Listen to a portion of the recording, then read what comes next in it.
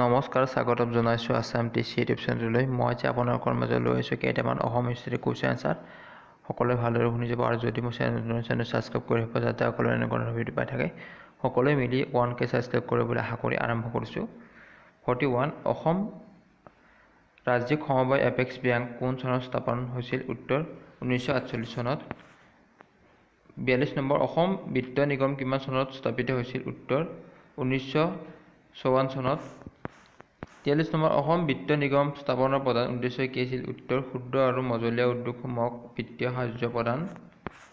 44 উত্তৰ পূব উন্নয়ন বিত্ত নিগম কেতিয়া স্থাপন কৰা হৈছিল? উত্তৰ 1996 চনত। 45 উত্তৰ পূব পৰিষদ কোন চনত গঠন কৰা হৈছিল? উত্তৰ 1972 চনত। 46 নম্বৰ অসমৰ মুঠ জনসংখ্যা কিমান শতাংশ কৃষিৰ ওপৰত নিৰ্ভৰশীল? 70%। 47 অসমৰ কোন ঠাইত উচ্চ ন্যায়ালয় আছে? উত্তৰ গুৱাহাটীত। 48 অসম গ্ৰামীণ বিকাশ বেংক কোন চনত স্থাপন কৰা হৈছিল? উত্তৰ 2006 চনত। 49 অসমত সমবায় আন্দোলন কিমান চনত স্থাপিত হৈছিল?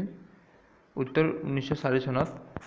50 গুৱাহাটীত নুনমাটি তেল শোধনাগাৰৰ শুভাৰম্ভ কেতিয়া হৈছিল? উত্তৰ ইয়াত এটা 9 বেছি দিয়া গৈছে 1961 চনত।